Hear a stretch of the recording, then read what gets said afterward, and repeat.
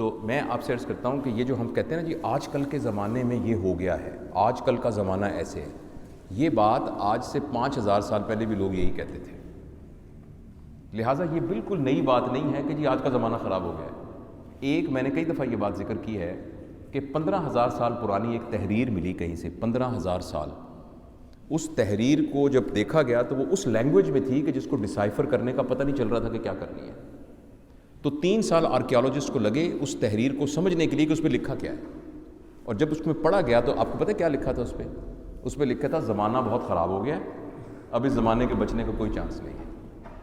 اس لیے بیٹا نبی کریم صلی اللہ علیہ وسلم کی حدیث کا مفہوم ہے زمانے کو برا مت کہو، تم اپنے لحاظ سے بہترین زمانے میں پیدا کیے گئے ہو. تو جس محفل میں یہ بات کی گئی ایک بزرگوں کے، تو انہوں نے کہا یہ کیا بات ہوئی، جو قرون اولیٰ کا زمانہ تھا وہ تو سب سے متبرک زمانہ تھا.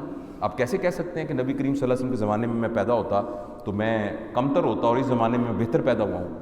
تو انہوں نے بڑی ایک زبردست بات کی. انہوں نے کہا بات یہ ہے مجھے اپنے ایمان سے یہ خطرہ ہے کہ اگر میں نبی کریم صلی اللہ علیہ وسلم کے زمانے میں پیدا ہوتا تو کہیں میں ابو جہل کے ساتھ نہ ہوتا. تو چاہے ہم نبی کریم صلی اللہ علیہ وسلم کے زمانے میں بھی پیدا ہوئے ہوتے، اگر ہم ابو جہل کے ساتھ ہوتے تو کیا ہمارا زمانہ ہمارے لیے اچھا ہوتا؟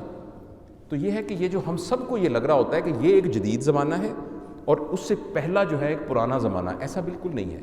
اور ہم یہ بھی کہتے ہیں نا زمانہ بہت برا ہو گیا ہے، یہ بھی بہت بری بات ہے. وہ اس لیے جب ہم کہتے ہیں نا زمانہ برا ہو گیا ہے، اس کا مطلب ہے معاذ اللہ اللہ میں سے کچھ کوتاہی ہوئی ہے زمانے کو چلانے کے سلسلے میں. ایسا نہیں ہوا، صرف یہ ہے کہ زمانہ مختلف ہو گیا ہے. مختلف زمانے کے اندر ایتھکس اینڈ مورالٹی کی ڈیفینیشنز چینج ہو جاتی ہے. اور اس کے اندر اب کئی چیزیں ایسی تھیں جو احترام میں آتی تھیں. جیسے آج بھی میں نے وہاں کہا تھا کہ بیٹا ہم تمہاری شادی کر رہے ہیں، جہاں تمہاری ڈولی گئی ہے نا وہاں سے تمہارا جنازہ آئے گا. اب وہ لڑکی اسی طرح ہی کرتی تھی، اس کا جنازہ ہی آتا تھا. تو ہم کہتے تھے کتنی تابع دار بچی ہے، ایک بدماش کے ساتھ ہم نے شادی کر دی، ایک شرابی کے ساتھ شادی کر دی، وہ جوا بھی کھیلتا ہے، اس کو مارتا بھی تھا. اس نے کہا میرے ابا نے کہا تھا جہاں تمہاری ڈولی گئی ہے وہاں سے تمہارا جنازہ آئے گا. ہم کہتے کتنی اچھی تابع دار لڑکی.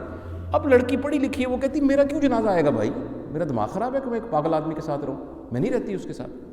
تو ہم کہتے ہیں زمانہ بڑا خراب ہو گیا. کیونکہ زمانہ بدلا یہ ہے کہ پہلے کچھ لوگ استحصال کرتے تھے اور باقی لوگوں کا استحصال ہوتا تھا، اور وہ لوگ چپ کر کے اپنا استحصال کراتے رہتے تھے. اب جیسے جیسے اویئرنیس کریٹ ہونی شروع ہوئی ہے، لوگ کہتے ہیں ہم نے نہیں استحصال کرانا. ایک زمانے میں جو ٹیچر نے کہہ دیا کان پکڑا دیے، ڈنڈا مار دیا. اب ٹیچر آگے اسٹوڈنٹ آگے سے آرگو کرتا ہے، ہم کہتے ہیں یہ بدتمیز ہو گیا. وہ بدتمیز نہیں ہوا، ڈفرینٹ ہو گیا ہے. اس کا مطلب یہ نہیں کہ وہ آپ کا ادب نہیں کر رہا، اس کے نزدیک ادب کی ڈیفینیشن چینج ہو گئی ہے. ابا جی گھر آ گئے، اب کوئی سانس نہ لے، یہ ادب کی ڈیفینیشن تھی. اب وہ کہتا ہے میں آپ کے ساتھ آرگو کرتا ہوں. اس کا مطلب یہ نہیں کہ وہ آپ کے ساتھ بدتمیزی کر رہا ہے، مگر وہ آپ کے ساتھ آرگو کرنا چاہ رہا ہے. تو اس لیے یہ جو جنریشن گیپ ہم کہتے ہیں نا، یہ ہر زمانے کے اندر ہی ایسا ہوا ہے کہ زمانے کے تقاضے چینج ہو گئے. تو ہمیں اس کو سمجھنا چاہیے اور سمجھ کے اس کو اکوموڈیٹ کرنا چاہیے اور ایکسیپٹ کرنا چاہیے. ہمارے ہاں اس کی سمجھ اس لیے ڈیولپ نہیں ہو رہی کہ ہمارے ہاں پیرنٹنگ کا کوئی باقاعدہ سسٹم موجود نہیں ہے. ہمیں یہ باتیں سمجھائی نہیں جا رہی، ہمیں تربیت کے اندر یہ باتیں بتائی نہیں جا رہی. وگرنہ بیٹا میرے خیال کے اندر کسی قسم کا کبھی بھی کوئی ڈراسٹک گیپ نہیں. البتہ ایک بات ہے کہ جو اس زمانے کے بچے ہیں نا، ان کی تربیت کے اندر ایک نئی چیز ایڈیشنل ہوئی ہے جو کہ مجھ سے پہلے والی جنریشن کے اندر نہیں تھی، اور وہ ہوئی ہے جو آپ کے ہاتھ میں ہے، انٹرنیٹ. اس نے ہماری تربیت کے پیراڈائم کو چینج کر دیا ہے. وہ میں آپ کو مثال دیتا ہوں. میرے والد صاحب مجھے کہتے تھے کہ بیٹا میری جوتی تو ذرا لے کے آنا الماری میں سے. اگر وہاں جوتی موجود ہوتی تھی تو میں لا کے دیتا تھا، اگر جوتی موجود نہیں ہوتی تھی تو میں یہ نہیں کہتا تھا جوتی نہیں ہے، میں کہتا ابو میں آپ کو ڈھونڈ کے لا کے دیتا ہوں. لیکن آج کے بچے کی تربیت ہوئی ہے کمپیوٹر سے. وہ کہتے ہیں اوپن دی فائل. اگر فائل ہے تو فائل کھل جائے گی، اگر نہیں ہے وہ کہے گا فائل ناٹ فاؤنڈ. تو لہٰذا اب جب باپ کہے گا میری جوتی لے کے آؤ تو وہ کہے گا جوتی نہیں ہے. باپ کا کتنا بدتمیز آدمی ہے. وجہ یہ کہ اس کی تربیت کا پیراڈائم اور ہے. یعنی پہلا سبجیکٹو تربیت ہوئی تھی، اب آبجیکٹو تربیت ہوئی ہے.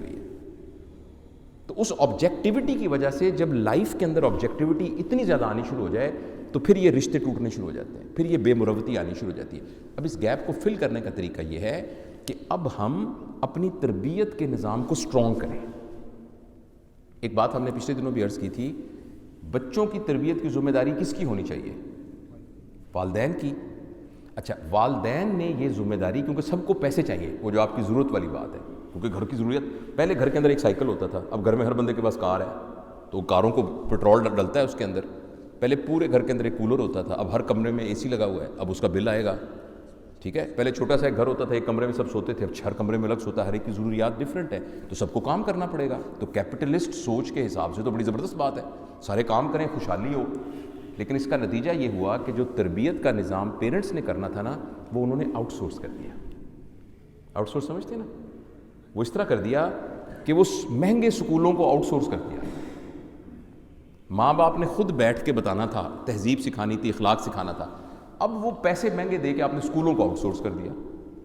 لہٰذا اور جو اسکول تھے سارے، وہ بنیادی طور پر اخلاق سکھانے کے اداروں کی بجائے نمبر بنانے کی مشینیں بن گئے.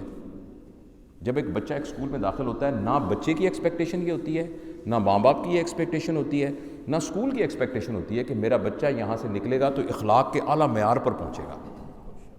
اس کی ایکسپیکٹیشن یہ ہوتی ہے کہ یہ نمبر لے کے ایف ایس سی کا اور ایم ڈی کا ایڈ کر کے میڈیکل کالج میں داخل ہوگا کہ نہیں ہوگا. تو بچوں کی تربیت ہم نے آؤٹ سورس کر دی اسکول کو. اچھا، ماں بیٹھ کے کھانا پکاتی تھی، سارے ارد گرد بیٹھتے تھے، پتہ نہیں آپ کو یاد ہوگا کہ نہیں، سارے بیٹھ کے کھانا کھاتے تھے، کچھ باتیں. اب یہ ہم نے، ماں تو بزی ہے، اس نے تو کالج میں جانا ہے، اس نے بھی پڑھانے جانا ہے یا کچھ کام کرنے جانا ہے، تو یہ ہم نے آؤٹ سورس کر دیا فوڈ پانڈا کو. تو کھانا اب وہاں سے آنا شروع ہو گیا. تربیت ہم نے آؤٹ سورس کر دی اسکولوں کو. تو وہ جو گیپ تربیت کا ہوا ہے، اور پھر تربیت کے لیے رہ کا گیا. ہم نے، ماں باپ نے بچوں کو ٹائم دینا تھا، بیٹھ کے اس کو کہانیاں سنانی تھی، نانی اماں نے گود میں بیٹھ کے جنوں کی کہانیاں سنا کے اس میں سے میسیجز کنوے کرنے تھے اور اس کو ساری بتانی تھی، قصص الانبیاء سنانے تھے. اس کے لیے ماں باپ کے پاس ٹائم نہیں تھا.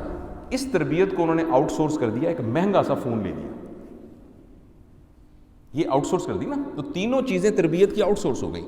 اب یہ ان کنٹرولڈ ہے آپ کے پاس تربیت. 3 سال کے بچے کے پاس ایسی چیز موجود ہے جس کے اوپر وہ کچھ لکھ کے کچھ بھی دیکھ سکتا ہے، کسی قسم کی کوئی کنٹرول نہیں ہے. اس کے نتیجے میں ایک گیپ پیدا ہوا ہے جس کو آپ جنریشن گیپ کہہ رہے ہیں. اور اس کا حل یہ ہے کہ ہم پیرنٹنگ کے نظام کو گھروں میں لے کے آئیں. تربیت کی ذمہ داری ماں باپ اپنے ذمے لیں.